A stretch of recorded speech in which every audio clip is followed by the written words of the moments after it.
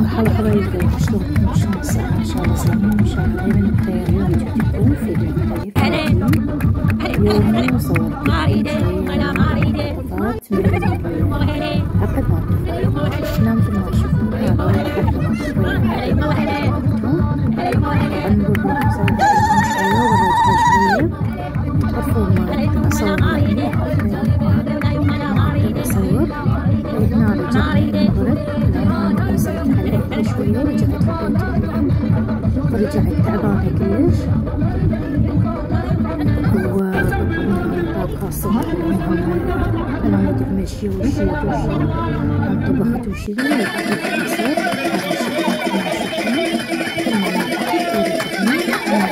وصلنا لبيت أهلي. صارت الساعة يعني ب7 بالليل. رجعت لبيتي تقريبا ب9. لقيتهم جايبين دجاج، نقعتهم الثاني يوم الصبح، خليتهم مثل شو ما تشوفون بهارات صحيحة وليمون وملح ومولي مندوسي والبهارات الصحيحة، الورق الغار والدارسين والمي، وحطيت لهم خل وشوية شكر وخفتهم الثاني يوم الصبح بهذا الشكل. نظفتهم طبعا الدجاجات كل زين وخليتهم طبعا على السريع، أنا تعبانة فنقعتهم بهذا الشكل وغلفتهم بالكيس النايلون وخليتهم بالثلاجة. طبعا الماء لازم يغطيهم بهذا الشكل، وغلفتهم وخليتهم بالثلاجة الثاني يوم الصبح.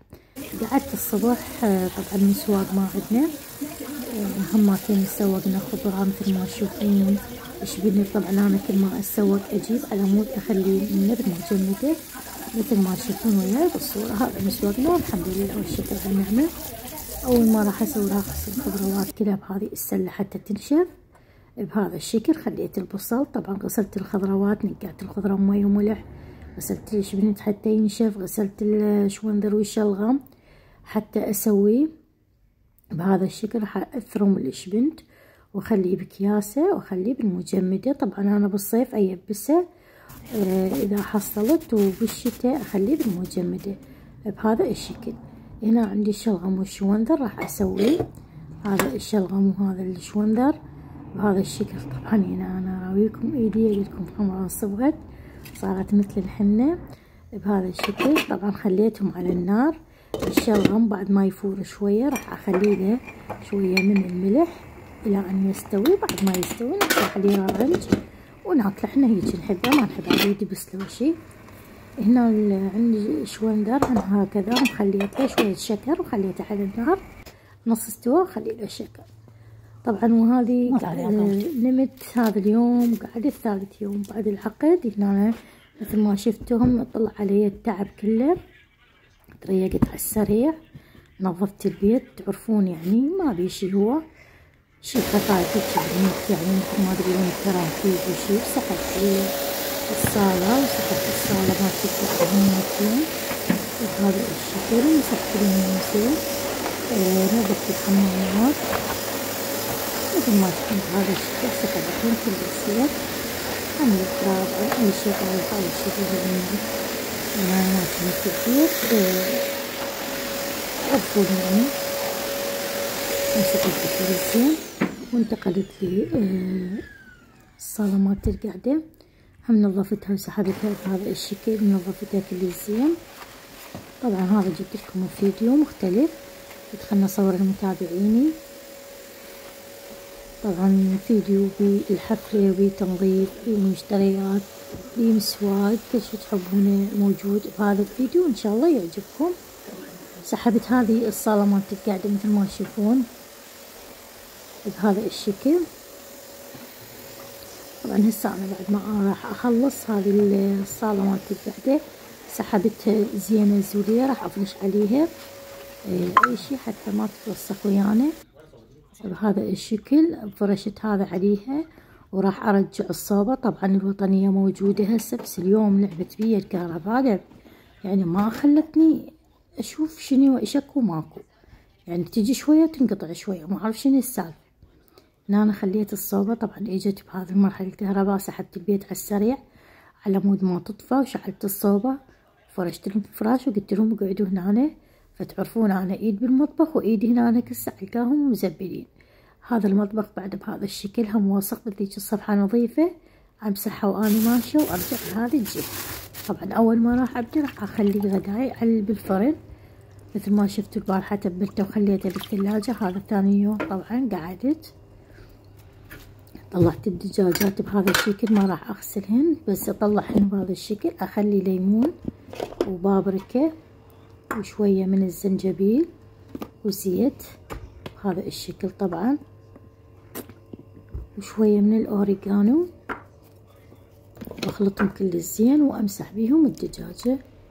بعد ما امسح الدجاجة راح اخليها بالفرن بهذا الشيش مالتهم، واخليهم بالفرن بس الكهرباء ما خلت يعني شوية طفت انه تو نرد اشيلهم واشتغلت. اخير شي الشوح من فوق توها يعني بدت الاستواء مالته وطفت الكهرباء. طنيت 10 دقايق ماكو، فرجعت خليتهم بالطاوة على الطباخ وخليتهم يكملون الاستواء مالتهم. يعني طلعتهم بعد من الفرن خليتهم على الطباخ بديت حتى يستووا. هنا أنا بديت أنظف في المطبخ مثل ما تشوفون بهذا الشكل. قلت لكم ديك الجهة نظيفة مسحتها وأنا ماشية، يعني هذه مغشة ووصلة نظيفة أو خالي نظيف بهذا الشكل. هسه بديت بهاي المرحلة يم السمك. هاي طبعا أنا قالت لكم أنا بس بهذه الجهة شغلة كله مثل ما شفتوا هذه الجهة شلون نظيفة.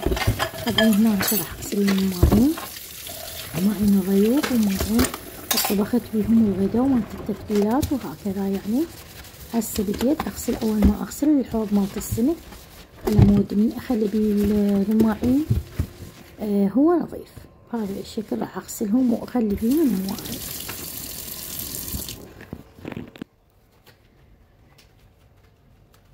طبعا هنا أنا حاولت أثبت الجهاز بهذا الشكل، يعني حتى هذا الفيديو تحفيزي والدنيا باردة. طبعا أنا وين ما قاعدة أنا باردة وشي، بس بعد ما اشتغلت والله دفيت، يعني كلش دفيت وتحمست وقمت يعني شغلة تجر شغلة، قصدي شغلة تجر شغلة ودفيت الحمد لله. بس هنا الكهرباء مثل ما قلت لكم اليوم تلعب وياي ختيلان والله شو لعب قلبي. أنا هسه هنا بهاي المرحلة وأنا أغسل المواعين طافية الكهرباء، هاي الإضاءة تجي من الشباك مال الحديقة كلش لعب قلبي. وهنا بعد ما غسلت هذه المواعين قليلات، يعني أنا ما عندي مواعين، قعدت الصبح ما لقيت مواعين الحمد لله، لأني جيت من أهلي ويعني جينا بالتسعة لقيتهم جايبين لفات ومتعشين وهم قاعدين، يعني بس أنا اجيت جابني أبونا واجيت، فاجيت تعبانة مثل ما قلت لكم، وغسلت المسواق وحطيت الدجاج تبلته وما شنو اليوم شويناها والحمد لله بهذا الشكل نظفنا. بس أنا ما طلع علي التعب، يعني يوم بليلة هيك طلع علي التعب كله ثاني يوم. هسه بهذا الشكل نظفت المطبخ كلش نظيف مثل ما تشوفون بهذا الشكل، والطباخ نظيف والسنك نظيف، المواعين مغسولات ونظيفات. هسه جاي أصفي بيهم بهذا الشكل بعد ما صفيتهم كلهم وخلصن. هنا أنا اجت الكهرباء واجوا من المدرسة، وهذا هم شمروا هنا قماص الجناب مثل ما تشوفون. راح ارجع كل من مكانه مثل ما قلت لكم، انا ايد بالصالة وايد بالمطبخ وايد ما ادري شنو، يعني مثل ما تشوفون هاي الكتب مطشرة. الحمد لله هنا اجت الكهرباء وقمت قعدت شوية وقمت، يعني تانيت لحد ما يجي ابونا من الحلاقة قال راح ازين واجي. اجينا وتغدينا، حضرت الغداء على ما اجت غدينا بهذا الشكل. حطيتهم مثل ما قلت لكم بالطاوة فاستوون.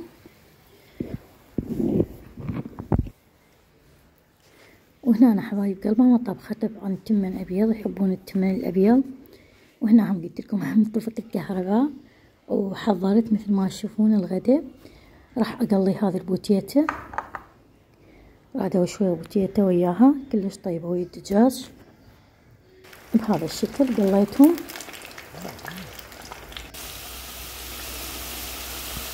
هسه راح ابدي احضر الغدا ويانا. هنا انا حطيت طرشي طبعا مسويته وياكم على القناة والطرش الأحمر والطرش المدبس كلش طيب. هنا خليت الغدا مالتنا والحمد لله. وهذا اجى ابونا. طبعا عندي خضرة ما راح اغسل هذه الخضرة، نحضر الخضرة هنا اخليها ورا الغدا واغسلها هي والخس. فهسه راح نتغدى هنا الحمد لله. كمل الغدا واجى ابونا. طبعا بس ابني حطيت له غدا، اجى من المدرسة فقال حطي له غدا على السريع. خطية اجى من المدرسة سجل فحطيت له غدا. ما يحب هذه الشغلات، لا يحب الطرشي لا يحب اي شيء. اخذ بس التمن مالته والدجاج وراح. هنا بعد الغداء غسلت المواعين وكملت، غسلت الخس غسلت الخضرة. راح اخليهم بالأكياس حتى ما يذبلون واخليهم بالثلاجة.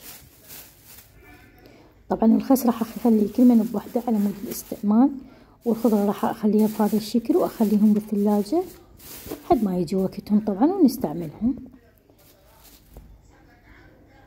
وهنا مثل ما تشوفونهم رجعت امسح، يعني انا كل شغله امسحها، يعني المطبخ ما يتعب الحمد لله والشكر. على السريع سريع ينظف. هنا أنا هذا هو بس انشفه، بس هاي المنطقه يصير بيها مي من اغسل وشي يصير بيها مي. ما تشوفون ما حاطه اي شيء يعني في هذه الزاويه، لان دائما يجيها مي ما اعرف ليش يعني ينزل عليها المي. بهذا الشكل غسلت مواعين الغداء يمي وغسلت الخضرة والخس وحطيت الشاي حتى اقعد براحتي. حطيت طبعا هنا انا خليت مي وخليت شاي.